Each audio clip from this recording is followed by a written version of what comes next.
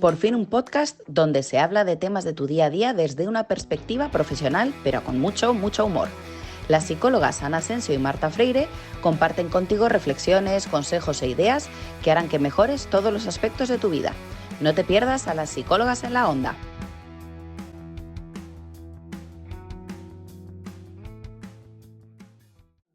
Bienvenidas a Psicólogas en la Onda. Ya estamos aquí de nuevo otra vez, Anita. Muy bienvenidos y muy bienvenidas a todos y a todas los que estáis ahí al otro lado y gracias por vuestras preguntas, pues estamos felices de estar recibiendo tanto comentario, no se puede estar más contenta, así que gracias y gracias.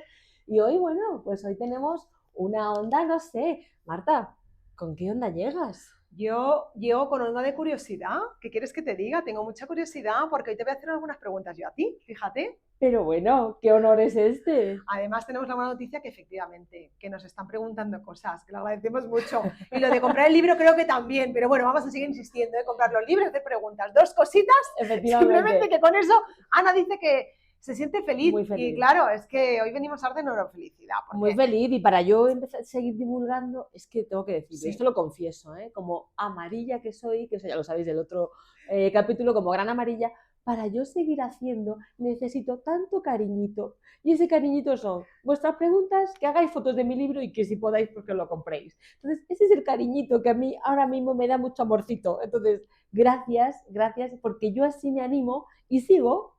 Efectivamente. Así que fijaos, igual que el capítulo anterior hablamos de mi libro Ponte modo dis y vimos los colores, que lo vamos a tener presente ya, porque esto es un lenguaje. No, yo ya veréis que principalmente soy amarilla, aunque soy roja, que te pasas también, También tengo una está arriba, Ana está arriba, están los dos de arriba. Yo estoy bastante arriba, efectivamente, me bajo abajo, azul creo que tengo 0, he aprendido con el tiempo, pero y verde... Puedo tener algo de verde, lo saco mucho en el trabajo, lo saco para la habilidad quizás comunicativa con algunas personas, pero es que yo estoy arriba. Amarilla emoción. Y claro, escribo un libro que se llama Neurofelicidad y yo lo primero que quiero preguntarte, porque tengo mucha curiosidad, es ¿qué viste tú en la neurociencia, Ana, para empezar a investigar y a tenerla como parte de tu vida, que al final te ha llevado a escribir un libro sobre eso? Qué curioso, si yo te contara a ti que a mí la neurociencia me gusta desde que yo tengo como igual 11 años o 10. Fíjate. A mí me apasionaba el cerebro. No me preguntéis por qué, podría tener un storytelling. Yo igual es a lo mejor influencia de que a mi padre también le gustaba, pero a mí me ha interesado mucho siempre. También lo voy a decir, creo que mi madre me ha entrenado para ser una gran psicóloga porque ella, en su parte como más positiva y quizás menos hábil o más hábil o menos hábil, me contaba toda su vida. Me contaba toda su vida, pero desde que me estaba poniendo los pañales. Entonces yo ya vine entrenada de serie, he venido entrenada de ella. Y dices, es que tú eras muy hábil con el lenguaje, perdona, si es que me hablabas muchísimo, claro. Si es que tú sabías todo, me mirabas con una cara, me hacías unas preguntas, perdona, si es que tú ya me venías contando la vida entera. Entonces creo que ella me entrenó para ser una gran psicóloga, cosa que le agradezco mucho, y una vez limpiadas cosas que yo creo, esto ya para ser sinceros, creo que niños y adolescentes pues no están preparados para escuchar de determinados momentos vitales, pero yo preguntaba, estaba tan estimulada que era como si hubiera tenido altas capacidades ahí. Es decir, yo preguntaba a los 8 años preguntas que hacen personas con 35. Sí, como por ejemplo... Pues... ¿Cómo te planteas tu futuro? ¿Qué opinas tú de papá? ¿Cómo es la relación con tu madre? Claro, y además hacía unas explicaciones de estilos de personalidad de las personas que creo que a mi madre se le cruzaban los ojos, pero es que yo creo que ya venía muy estimulada para esto, para comprender. Y entonces me empezó a interesar mucho, no solamente escuchar esta parte, sino me empezó a interesar mucho el comportamiento humano. Tanto me empezó a interesar el comportamiento humano que, claro, cuando a veces escuchaba los conflictos internos de mi madre o los conflictos que ella podía tener con mi padre o con sus amigas, también a su vez, aquí voy a ser muy honesta y aquí me voy a abrir el canal, o sea, me parecía que las relaciones de las personas y que sentir muchas emociones me parecía que era conflictivo. Con lo cual yo también generé una forma de estar en el mundo que yo me lo explico todo súper a nivel mental. Yo he crecido siendo muy mental, muy racional, muy con un disfraz que me creía yo así, súper dura, no dura de desagradable, sino yo ni siento ni padezco, de hecho ni de superviviente, ¿no? Un poco de superviviente, de coraza, quizás. Sí, pero una coraza sin yo tener ningún entorno malo, porque me refiero, era simplemente porque yo percibí ostras, aquí mi madre es muy emocional, me parecía demasiado intensa, entonces percibía que había las relaciones me parecía que eran conflictivas y yo de alguna manera aprendí, ¿no? Ella, pobrecita, que gestionarse lo hacía mucho a través del otro y yo era una de las partes, entonces yo creo que entendí ahí que era mucho mejor en la vida, aparte del rol que yo ocupaba de sostener, que yo ocupaba un rol de sostener, no porque se me pidiera, es que yo lo desarrollé con la estimulación, ¿está? ¿No? Explicando. Creo que también desarrollé un rol de yo me lo voy a explicar todo, lo voy a entender todo, antes que nadie, y además me voy a vincular, esto ya fue más inconsciente, desde una distancia emocional importante. Aunque tú me veas aquí así, yo crecí así, ¿eh? Otro recorrido. Otro recorrido, yo sé ser así, perfectamente. Entonces, en ese momento a mí me empecé a interesar mucho el comportamiento humano, el cerebro, por qué somos como somos, por qué funcionamos como funcionamos, porque a mí la biología también me gustaba mucho, quizás ahí también venía de mi padre. Y vuelvo a lo mismo, esto era simplemente un rol más convencional, era la hija mayor, mi madre yo creo que fue un defecto de forma, ¿no? Porque ella hablaba conmigo de sus cosas como la que habla, quizás no sabía en qué saco caía esto, tampoco que me contara grandes dramas, pero sí que en un momento dado, pues cosas que un niño no está acostumbrado a escuchar, pues yo escuchaba y además preguntaba. Claro. O sea, creo que tampoco, porque esto podía haber ido en el saco de mi hermano, que dice paso, yo preguntaba como dice madre, es que te gustaba llegar a la raíz de por qué, y esto por qué, y esto para qué, y esto como dice yo, claro, te escuchaba con 4 años y a veces te decía, Ana, yo no te puedo explicar cosas, primero no sé cómo explicártelas y creo que tú no estás preparada para entenderlas.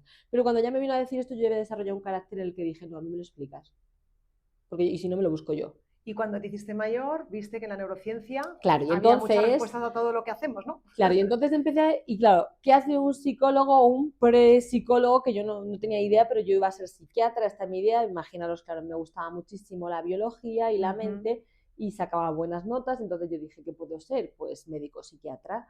Pero me daba pereza estudiar la carrera de medicina porque no me apetecía, a mí me interesaba la mente, me gustaba mucho la filosofía y también me gustaba a su vez, fijaros, mucho el periodismo, que no es casual que yo esté aquí ahora con todo mi rollo, me gustaba mucho esa parte de cámara, de teatro, de salir, de contar al mundo, de divulgar, ¿no? De alguna manera también yo me sentía socialmente muy hábil y me gustaba, tenía muchos amigos, tengo muy buenos amigos. Entonces, empiezo a investigar y claro, ¿qué hace primero una psicóloga? Que hace, pues a mí me dio por lo que había a mi mano que había el horóscopo, que podría ser el enneagrama astrológico. El horóscopo y no sé si en tu la carta astral. En tu momento, en el teletexto.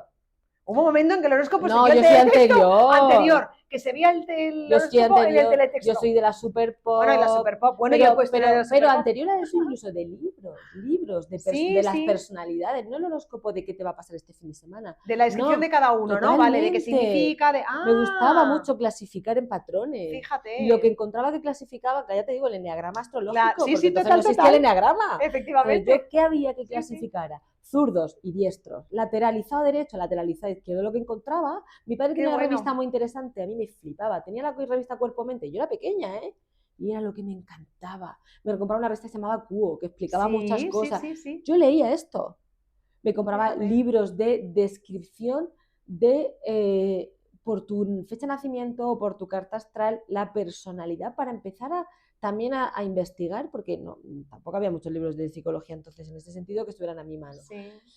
La vida luego me llevó a que yo ya cuando hice CO decidí que no, yo entonces ahí ya sabía muchas cosas del cerebro, muchas. Yo ya sabía que había un zurdo por cada 9 diestros, qué características tienen los zurdos, qué características tienen los diestros, cuáles son los lóbulos cerebrales, por qué funcionan como funcionan, qué le pasa, ya sabía de la historia de Phineas Gates, yo ya sabía todo eso en bachiller. Y muchas más cosas del cerebro, del cuerpo. Entonces llegó la selectividad, no me convenció, bueno, pues al final no me dio la nota que yo quería para vivir en Madrid, no quería vivir fuera de Madrid, entonces entendí que si no quería vivir fuera de Madrid era que la carrera de medicina no era suficientemente importante para mí, decidí entrar en psicología con muchas reticencias, porque para mí psicología es donde cuando vas, es que no has sacado, o sea, yo tenía en mí la excelencia. Entonces, o sea, es decir, entonces para mí la carrera de ¿Ves? psicología... Yo no iba nada presionada, yo cogí psicología porque todo lo que había, digo, a ver, ¿qué es la que menos me disgusta? Tú imagínate. Claro. Luego la vida me dijo, ¡esta es tu vocación! Pero Claro, en aquel momento, ¿ves? Eso no pero para mí la veía carrera de así. psicología era como, se me Fíjate, quedaba floja. Entonces yo claro, iba a la de todo lo que excelencia. venías, la expectativa que tenías. Pero para mí la excelencia era una cosa importante y cubría mucha otra parte. Mi padre en aquel momento y mi madre, los dos, que también tuvieron su bonita evolución interior, muy metidos en el crecimiento personal, estando yo aquí interna, me proponen hacer un curso, ellos se iban a retiros, a cosas, yo decía, madre mía, mis padres muy clásicos por un lado, pero muy modernos por otro, y me proponían, y dije yo, bueno, y fue pisar 17 años el centro donde primeramente me formé en psicoterapia, y salió la amarilla, o sea, salió todo lo que había dentro. Fíjate. O sea, fue como tocarme y yo decía, esta mujer, ¿cómo me parece que me vea rayos láser? Salió pues todo lo que tenía que salir, duelos pendientes, emociones pendientes, Fíjate. dudas pendientes.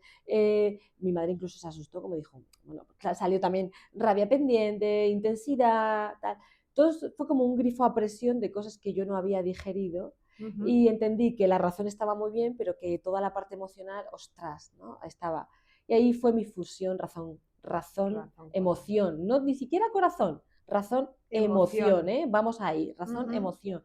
Y dije, madre del amor hermoso, está muy bien la razón, está muy bien la abstracción, está muy bien la toma de decisión, está muy bien ser súper inteligente, está muy bien trabajarse las funciones ejecutivas, pensamiento, lenguaje, memoria, ¿vale?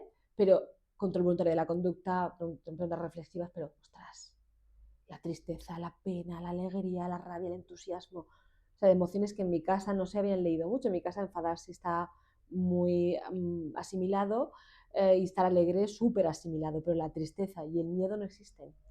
La tristeza es por miedos, por cosas que han pasado en nuestra vida familiar, no la mía, sino tíos, primos. Ponte triste, pero no demasiado. O sea, hay miedo a la tristeza, hay mucho miedo a poder contraer una depresión por lo que eso pudiera implicar, cosa que yo ya perdí el miedo, pero eso va, ¿no? Va en tu herencia familiar. Oye, Ana, ¿y la culpa? Espera. Y el miedo no existía.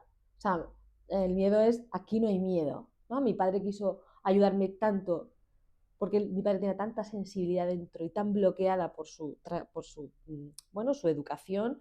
Era mi padre tan femenino internamente, tan sensible, que integrar esto, bloqueó llorar, bloqueó todo, bloqueó sus miedos y dijo, bueno, dentro de lo que yo puedo enseñar, a mi hija le enseñar a ser valiente a muerte. Y es verdad, me enseñó a ser valiente, pero no procesé muy bien el miedo. La culpa, sí, en mi casa sí ha habido un manejo de la culpa, pero no de acusar ni de me siento culpable. Sí, yo creo que ha habido me siento culpable, me siento responsable. La culpa yo la he digerido muy bien porque para mí ha sido, haz aquello de lo que sientas culpa, convierte la culpa a veces un poco en inadecuación y vergüenza. Y una vez que traspases y lo conviertas en un hábito, se acabará convirtiendo en un derecho. Es decir, fuera culpas. De aquello que originalmente sentía culpa, por ejemplo, de disfrutar, de pasarlo bien, como lo practiques mucho, acabas reivindicándolo y diciendo, que es un hábito, esto es mío. Pero fíjate qué importante. ¿Vale? Y el perdón en mi casa sí se pedía muy fácilmente, mi madre no. ¿Vale? A mi madre le ha costado mucho poner el foco en te has equivocado, me he equivocado yo, pero yo que esto lo mamé mucho de mi padre te pedía perdón incluso en exceso, ¿no? Sí que enganchaba más con yo no soy digno de, yo no soy adecuado para, era un hombre muy avanzado para el entorno donde creció. Y esto costó mucho, ¿no? En la fase de reconocimiento, porque en lugar de ser visto como ahora, que sería visto como avanzado, especial, tal, era visto como raro, excéntrico, diferente. Pues era nacido en un momento que no tocaba, ¿no? En Totalmente otra época, ¿no? adelantado a sus tiempos. Y yo le supe ver. Entonces, por eso yo veía esa grandeza que tenía dentro. Le retaba mucho a nivel de esto no lo dice la ciencia, esto no lo dice la ciencia. Mi padre era súper de intuición, investigaba también, me hablaba de cosas súper avanzadas, y de alguna manera mi madre era tierra, ¿no? Tierra, por favor, serena. Le acompañaba, él le abría, ella iba, pero mi madre es como, ¡ah! Pero mi padre era emoción, nobleza, perdón, hermandad, y hacer el bien, pero también conté el otro día, ¿no? Se abrió tanto hacia afuera, pero bloqueó dejarse querer, ¿no? Y yo sí sentí que conmigo sí se dejaba querer. Entonces nos unía no tanta la presencia física, nos unía un mirarnos, saber lo que pasaba, unos silencios tremendos con una comunicación de fondo ahí brutal. un respeto absoluto hasta que no te pregunto y te doy mi opinión sincera, sabiendo que no te quiero atacar. Nos unía una admiración, yo le retaba y a mí él me devolvía a él, eres grande, Ana, eres grande. Qué legado, Ana, ¿eh? Qué legado. Qué legado. Oye, esto, ¿cómo lo traduces esta neurofelicidad? Vale, porque entonces, claro, al final tenemos este libro tan precioso que viene de todo esto. Fijaos la generosidad de Ana. Gracias, Ana, por abrirte en canal. Ana es que se abre. Al menos conmigo. Y ahora lo que no sabes es que hay ahí un montón de gente. Bueno, para todos pero va. se lo agradezco mogollón. Muchísimo, porque es así como funcionan las cosas realmente. Yo pues digo os siempre cuento mi verdad, mi dolor y mi amor, ¿vale? Yo siempre digo, tengo la virtud de tocar hueso en las personas y es que es la manera de empezar a conectar, si no es imposible, ¿no? Y toda esta historia que cuenta Ana, ¿no? Que es su historia, su vida, sus emociones, su razón, su corazón, aterrizan y aparecen en este libro. Que le dedico a mi padre. Entonces, ¿qué es esto de la neurofelicidad? Para los que no están escuchando ahora en el coche que dicen, a ver, pero esto que me va a ayudar. Entonces, dejadme que termine la historia porque necesito como hacer un poco amarilla. Claro que sí. Entonces, yo me di cuenta de que sale todas esas emociones como un grifo a presión y ya luego con la psicoterapia, que no tengo palabras para agradecerle a mi padre y a mi madre que con ese acto de generosidad me mandaran como fuera a estudiar porque yo lo pedí, me dejaran desarrollarme como ser mío, autónomo, independiente, caerme, levantarme, ¿sabes? Cada uno con sus fobias, sus filias, no me usaron para, ¿no? Para nada, de nada, o sea, fueron muy conscientes y me regalaron a la psicoterapia para decir, crece, evoluciona. Esto los dos, los dos. Entonces, pues yo me di cuenta que salió toda la emoción, ya estaba mi razón, y hubo un momento en el que la psicoterapia, que fue maravillosa, sentí que a mí no me daba serenidad, me refiero. Yo tenía mis emociones ya muy trilladas. Muy trabajadas, ¿no? Muy trabajadas. Sabías eso, ya te conocías, yo no tenía ansiedad, ni tenía nada, lloraba, tenía que llorar, me enfadaba. Era funcional. Muy sano, diría yo. Muy, probablemente uno de los problemas más sanos de mi vida. Y mi cabeza funcionaba muy bien, porque yo era muy racional, pero había, teniendo en cuenta que yo pasé de sentirme como superpoderosa a sentirme una ñoña, de por qué lloro, por qué estoy tan sensible, por qué todo me pasa, por qué efectivamente yo soy la sensible. Y hasta que eso se reguló, descubrí, dije, no, mira, soy una cosa y soy la otra, ¿no? Soy una cabeza potente, pero soy un ser tremendamente emocional y me tengo que aceptar con lo que hay, con esta vulnerabilidad que va dentro y estas emociones, porque si no, no voy a vivir la vida de verdad. Y hubo un momento en el que dije, ya, pero yo tengo anhelos y a veces tengo desasosiego y no me lo está explicando ni una cosa ni la otra. Y entonces ahí vino mi inteligencia espiritual y mi trabajo orientado otra vez por mi padre y por mi madre. Y me dijeron a meditar, a mindfulness, a atención plena, a transpersonal, al corazón, adentro, a conectar, a estar contigo. Y ahí se desplegó, ¡boom!, algo que para mí es la inteligencia cardíaca y es de donde nace neurofelicidad. Neurofelicidad nace. Fíjate. Las emociones para mí son mensajeras, hay que tenerlas bien siempre para que no te vengan porque te vienen en ansiedad, en pánico, cuando hay cosas ahí como atrapadas, pero también cuando uno ha reciclado eso, nuestro experto en duelo, estas cosas, ya uno también tiene que saber cuándo pasar, ¿no? A la acción o a la serenidad, o sea, hay que también pasar de estado. Y la razón, que está muy bien, hay que tenerla al servicio del resto. Pues la razón está guay, piensa mucho, pero sola es la loca de la casa. Y las emociones locas son el potro desbocado. Pero el corazón, que tiene un campo vibratorio, que sabe todo lo de lo demás y que es inteligencia espiritual, la estamos cada día cultivando más, pero está olvidada. Yo con 23 años, cuando yo le dije a mi padre, siento un vacío y no sé por qué, no sé dónde está mi propósito vital, 23 años, ¿eh? Fíjate. Me he trabajado ya, he hecho ya 5 años de psicoterapia, 3 años de esta formación, 2 años, 6 años de carrera, me he ido a Londres. Y me dijo mi padre, vete a hacer un voluntariado. Y me fui a hacer un voluntariado y de repente llego con personas con discapacidad, me pongo a llorar. Me parece, ¿qué te pasa? Y digo, tengo que llorar, no asustar, yo tenía que avisar de mis emociones. Porque, no, llora, me decían llora, pero para mí era un placer que me reconocieran ahí también. Porque siempre tenía que estar, parecía que si contaba un problema mi madre se asustaba. Mi padre no, pero tienes que estar de manera correcta y la libertad de hacer siempre lo correcto no es libertad. Claro, mi madre se asustaba de que yo tuviera problemas. Claro. Entonces avisaba, ¿no? Y yo les dije, ostras, esto a mí es que yo no he ayudado, es que me han ayudado ellos, es que yo me planteo que son felices y a mí ¿qué me pasa? Tenía un anhelo de felicidad y ahí fue donde entró para mí la búsqueda de lo que realmente es ser feliz. Para mí ser feliz no es un premio, no es, como digo yo, el éxito económico. No, esos momentos sí son momentos de disfrute, de gozo, de felicidad, de alegría. Para mí la felicidad es, lo dije el otro día, lo digo ahora, es estar serena, tranquila y saber sentirme que estoy en el lugar que tengo que estar y estar ahí bien. Para mí esa es la felicidad. Y de ahí nace neurofelicidad, de prácticas que nos ayudan a conectar esas emociones con esa razón, ese corazón y ese cuerpo entero, ¿vale? Con tu sentido vital. Esto es neurofelicidad, perdona, de que mi padre me enseñó que no podemos separar lo que está unido, que nuestro cuerpo funciona en diálogo continuo, que nuestra salud es diálogo continuo en relación con tu medio, con tus apegos, con tus creencias, con tus alimentos, ¿vale? Con tus prácticas, y que al final este conjunto, ¿no?, de unidad te conforma. Y esto es mi gran aprendizaje que está aquí. Fíjate, ahí es nada, imaginaos lo que os lleváis con este libro. Oye, Ana, y por ir terminando, eso es. Por ir terminando, una cosa que me crea curiosidad, porque vengo con curiosidad, era el flow y la onda que traigo, soy muy curiosa. ¿Se puede cultivar, trabajar, aprender esta inteligencia cardíaca? Pero totalmente. Primero venimos con ella de serie, la olvidamos con nuestra trayectoria, la olvidamos, la dejamos latente y la podemos volver a reencontrar, pero además hasta el último día antes de vida. De esto no pierde esencia, no pierde forma tu luz interior jamás.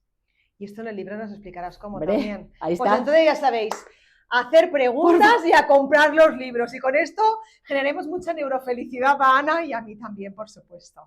Ana, gracias de corazón, como siempre. Un placer. El reto. El reto, que te he dejado ahí como... El reto. Te he dejado con mis palabras que te han tocado el corazón. Oye, Yo me he abierto de corazón, ¿eh? El reto, por favor. El reto que te mando es una de las cosas que más me gusta, y como me gusta mucho el mensaje de Harvard, que uno de los grandes predictores de la felicidad de las personas es la relación, la calidad de nuestros vínculos, y además también como predictor de nuestra salud. Y esta viene medida en muchas acciones, pero entre ellas el abrazo de corazón a corazón. El reto es: primero, observa cuántos abrazos das y recibes al día. Y el segundo es, atención lo que voy a decir, por favor, de 12 a 14 abrazos diarios de al menos 8 segundos de corazón a corazón. Por favor, hazlo y me cuentas. Es el reto, y no nos vas a ir con un abrazo, Ana. ¡Ay, por favor! Que os vayáis con buena onda. Te quiero mucho. Hola, qué bonito. Adiós. Adiós.